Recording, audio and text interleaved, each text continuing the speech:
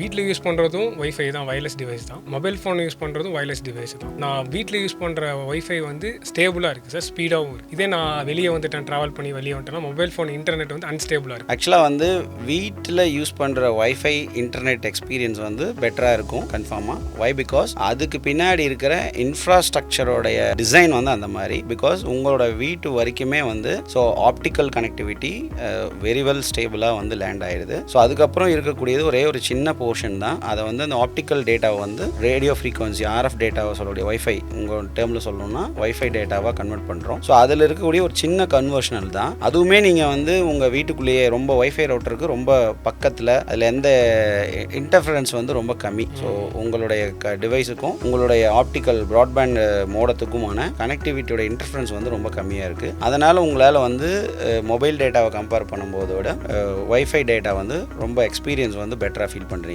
நீங்கள் வெளியே வந்து மொபைல் டேட்டா யூஸ் பண்ண ஆரம்பிக்கும் போது போராக ஃபீல் பண்ணுறதுக்கான காரணம் 2 ரீசன்ஸ் இருக்குது. ஆக்சுவலி நம்ம இந்தியாவில் இருக்கிற 5G இன்ஃப்ராஸ்ட்ரக்சர் டிசைனுக்கும் ஃபாரின் கண்ட்ரீஸில் இருக்கக்கூடிய லைக் US அண்ட் சிங்கப்பூர் மாதிரியான அப்ராட்ஸில் இருக்கக்கூடிய இன்ஃப்ராஸ்ட்ரக்சர் டிசைனுக்கும் கொஞ்சம் டிஃப்ரென்ஸ் இருக்குது. இங்கே நம்ம என்ன சொல்லலாம்னா இங்கே ஒரு ஹைப்ரிட் 4Gக்கும் இது ஒரு ஃபுல் 5G கிடையாது. 5G ஸ்பெக்ட்ரமில் ஒரு 4Gயோட ஒரு அட்வான்ஸ் அப்படி தான் வந்து 60% டவர்ஸ் வந்து ஃபங்க்ஷன் ஆகுது. ஸோ அது ஒரு ரீசன். ஃபார் எக்ஸாம்பிள் நீங்கள் அதர் கண்ட்ரீஸில் எடுத்தீங்கன்னா ஈஸியாக ஒரு 200 Mbps ரொம்ப எப்பவுமே ஒரு 5Gயில் ஈஸியாகவே கிடைக்கிற ஒரு ஸ்பீடாகவே இருக்கும். ஸோ அதே இந்தியாவில் வந்து பார்த்தீங்கன்னா அது சம்டைம்ஸ் 30 வரும், 70 போகும், சம்டைம்ஸ் 100 போகும், மறுபடி 50 வரும். ஸோ அந்த மாதிரி வந்து ஒரு ஃப்ளக்சுவேஷன்லேயே இருக்கிறத நீங்கள் கவனிச்சிருப்பீங்க. இதுக்கு வந்து 2 ரீசன் மெயினாக இருக்குது. இன்னொன்று வந்து மெயின் ரீசன் என்னன்னா 5Gக்காக நம்ம ஊரில் பெருசாக புது டவர்ஸ் எதுவும் போடலை. ஏற்கனவே இருந்த 4G டவர்ஸில் தான் 80% வந்து அப்கிரேட் பண்ணியிருக்கோம். 5G ஆண்டனாஸ் ரீப்ளேஸ்மெண்ட் பண்ணி ஸோ அதே டவரை தான் வைக்கிறாங்க. ஸோ